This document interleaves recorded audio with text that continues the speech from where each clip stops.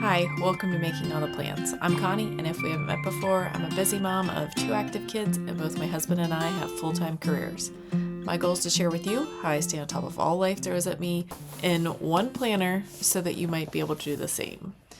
Today, I was going to show you my pen storage. It has really been working for me, and I don't see a lot of people doing it this way. I don't want all of my pens sitting out. I did try that for a while, but it just didn't work for me. So I did want to show you what I was doing and bring you along as I tweak my system just a little bit since I have been collecting more pens. So this is my desk area, and this is pretty much where I do my computer work and my planning. I do all my recording on the other side of the monitor where I have a counter height project table, but this is where I keep the majority of my pens. And I keep them in these little plastic drawers. I did start out with just one and I liked it a lot, so I did go ahead and buy two more. My goal is to stay in these 3 sets of drawers. I don't want to expand beyond that. So this top drawer, I have my friction pins. I have a Uniball 1, a couple of those, some red friction pins, and some Sharpies. And it looks okay because they're kind of separated, but when you put them back in the drawer, they get all mixed up. Here I have just regular Sharpies as well as some white pens. The third drawer holds all the tools I need quick access to, like my tape runner, a small pair of scissors, a little ruler, and then I have some specialty pens. I have my Kelly Creates calligraphy pens, I have some Faber-Castell pens, and then I have some more Kelly Creates in various colors. And this drawer definitely gets mixed up a lot, and I'm always digging for the pen that I'm looking for in that drawer. Then I have my Precise V5s in different colors, as well as my .38 Mujis, all in various colors. And if you watched last week's video on my pen comparison, I think my tool pens will go in this drawer as well. Then this bottom drawer just has my mini sticker printer and the accessories for it. And in the last set of drawers, I have my mild liners, and there are 2 types of mild liners in this drawer, but I have quite a few different colors. And then I have my drawer with my dot tip markers as well as my Tombow brush pens. And I'm still trying to get the hang of the Tombow brush pens. I'm not sure if the brush pens are for me. The same with the Kelly Creates. And then this bottom drawer right now is kind of random. It will have to adjust as well because I need to have more room for my other frickin' erasable highlighter colors. So all of this Rytech stuff will probably come out. I'm not a huge fan of the highlighters just because I like the friction so much better, but I do like the pins, so I would like to keep the pins in there, but take those big chunky highlighters out. Overall, the things I like about these drawers are I can store my pins horizontally. I can easily dig around in the drawer for the pin I want without tipping the whole thing over. You can see through the drawer fronts. They're compact, they're easy to clean since they're enclosed, and they're big enough to store small tools and writing implements. However, the drawers do not come out all the way. That is honestly a positive and a negative. When you pull the drawer, it doesn't come all the way out, but I also can't get the drawers all the way out to try to put a permanent organizer in them. The other downfalls are the top is not flat, so it's hard to set things on top of the drawers, but at least it does make them easier to stack. And last but not least, there is not a way to segment the drawers easily, and that's the problem that I want to solve today. So I did just grab the heaviest paper that I had on hand. I did not grab cardstock because I don't like how hard it is to fold cardstock, so I just went with 30-pound white paper. I also thought the white would be less visual clutter, so I thought I would like that better. I am going to start by cutting down my paper. I know that the depth of the drawer is 7.5 inches, so I will go ahead and cut all my paper down to 7.5 inches, which leaves us with paper sized 7.5 inches by 11 inches. And I am going to grab my craft mat today and use the measurements along the sides of it to help me measure out this piece of paper. I'm also going to use my T-square, which It will help grab the edge of the T-square. It's hard to grab just a piece of paper, but it's much easier to grab against the craft mat. So I thought I'd start with an easy divider where it's just a drawer split right down the middle. So I know the inside of the drawer is 5.5 inches by 7.5 inches. So I've already measured the 7.5 inches. Now I need to make room for the 5.5 inch bottom as well as the divider. The divider itself can be up to 1.5 inches high, and that's what I'm going to go with. You could make it shorter. However, since I'm not using thicker paper, it's harder for it to stand up on its own when it's shorter. I don't know if that makes sense, but this will make it a little sturdier in my drawer. So I just measured half of the 5.5 inches, which is 2.75, and then I measured 1.5 inches for one side of the divider, another 1.5 inches for the other side of the divider, and then I'm going to do 2.75 inches again for the other bottom of the divider. So basically there'll be the bottom, we'll go up, we'll come down, and then we'll have another bottom. And my mat is a little warped because I don't use it very frequently anymore. So I should have used a piece of washi tape just to keep it straight on the mat, but hindsight's 2020. But let's just go ahead and get this measured, and then I will mark an X for the extra so I remember to cut off that side. So I'm going to grab my Fiskars paper trimmer, and I prefer the larger size that has the arm that folds out, but I will just line my pencil mark up with the metal guide on the arm and cut off that excess. But again, this is the insert that I'm making to split the drawer directly in half, and I'm going to fold along the pencil marks like an accordion back and forth so that when I'm done with the finished product, I will have a flat bottom with one piece sticking up as a divider. I am going to use my bone folder just to make a crisper line, and because I have it sitting on my desk for when I make cards.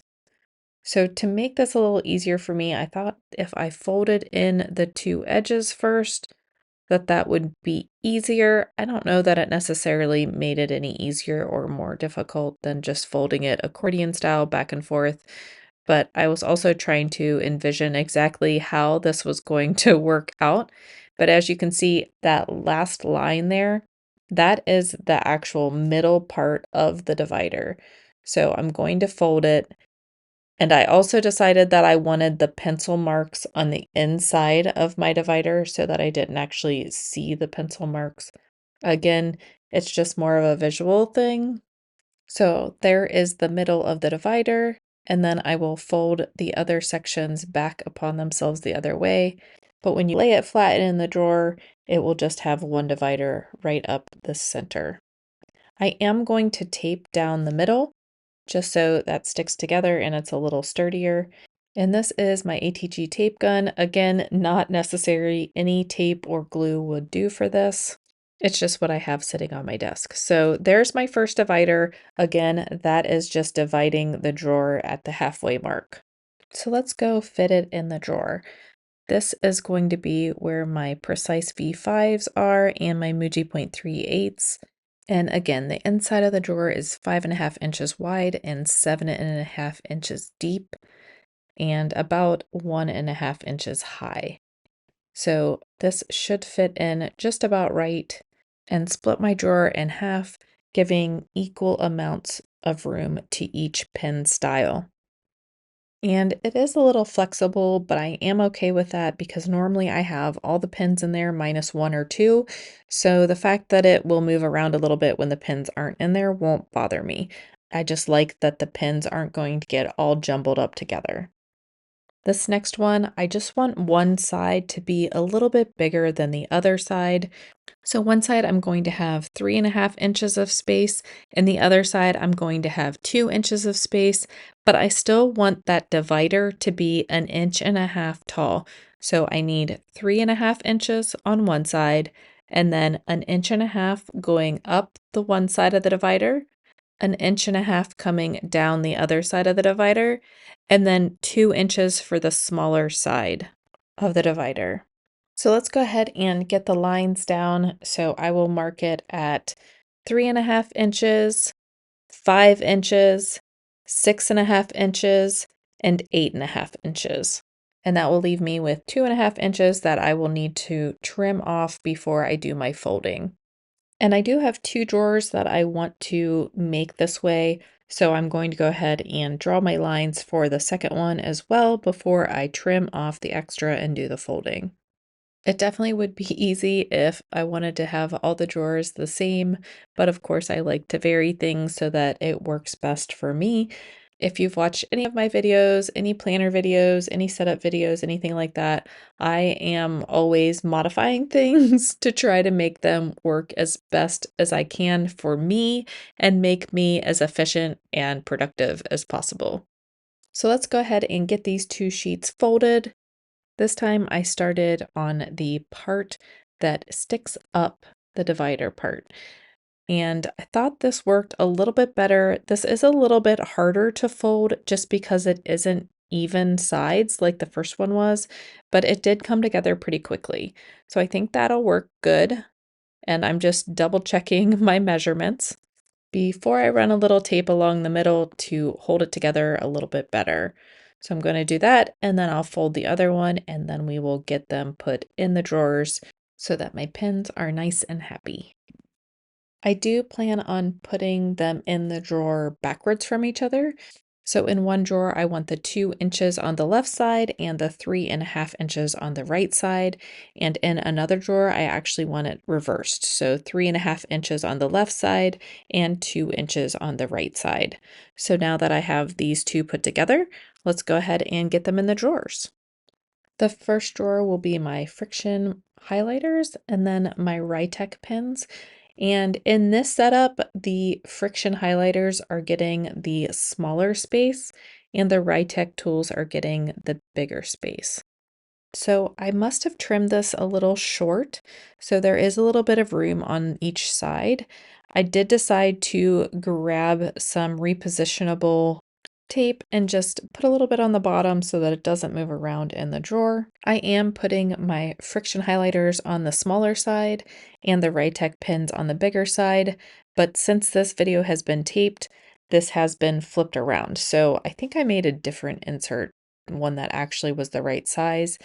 But now my friction highlighters have the bigger space and the Rytech pins have a smaller space.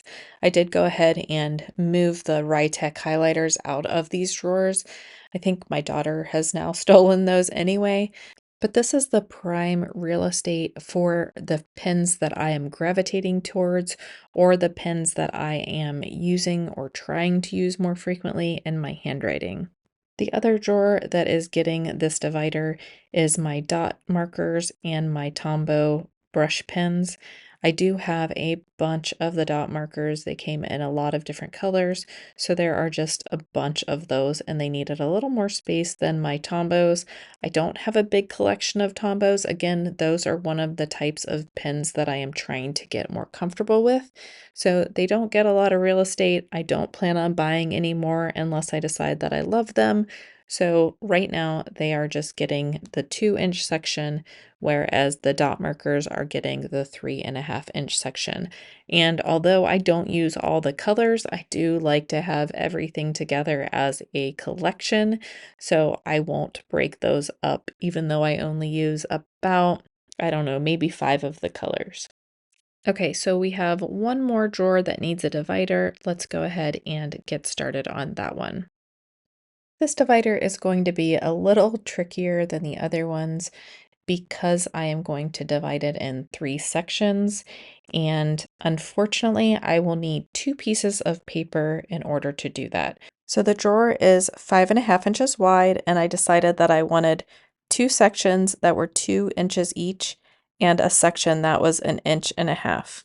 So the lines are 2 inches and then 1.5 inch to go up the divider, 1.5 inches to come down the divider, 2 inches for the next bottom section, 1.5 inches to go up the divider, 1.5 inches to go down the divider, and then I ran out of space. I am going to make a note to say glue 2 together in that spot, and then I'm putting an X on the extra that I need to cut off. And just so I don't get confused, I am going to write 2 inches, 1.5 inches, 1.5 inches, 2 inches, 1.5 inches, 1.5 inches, and then of course my X. So let's get that little bit trimmed off and we'll go to the next piece of paper. I'm just going to use my ATG tape gun again to run some tape all the way along the edge there so that it has a good connection point. And then I'm just going to line it up with the edge of that pencil line. I could have staggered it a little bit, but I was really trying to make this as sturdy as possible. So I did go ahead and overlap it the other way. The hardest part was just making sure that it was lined up properly so that when I went to fold it, it would still fit in the drawer. I wanted to make sure that it was all in line. So let's go ahead and make the rest of my pencil marks so I know where the rest of the folds are. So I'm going to remark that 1.5 inch that I had just marked, since that is now hidden by the second piece of paper, and then I'm going to put in one more 1.5 inch to finish out the bottom of the divider. So I have a 2-inch section, a 2-inch section, and then a 1.5 inch section, and then in between each of those sections there's an 1.5 inches that goes up and an 1.5 inches that comes back down the actual divider. So let's get the rest of this paper trimmed off and get folding. It did take me a second to figure out where I wanted my folds to fold in on themselves in order to not show the pencil mark. So I did just go ahead and fold the middle part of the divider so that it was sticking up, and then I was going to go back through and fold out the bottom sections.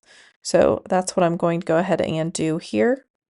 It isn't necessarily hard to do this, it just is a little unwieldy, and it just takes a minute to think through the best way to fold things in order to not show your pencil lines. Now, if you're good at it, you don't even necessarily have to draw the pencil marks. You could just fold on those lines, but I know myself and I know that I need the pencil lines not only to remember where I am, but also because I like to have that straight line as a guide.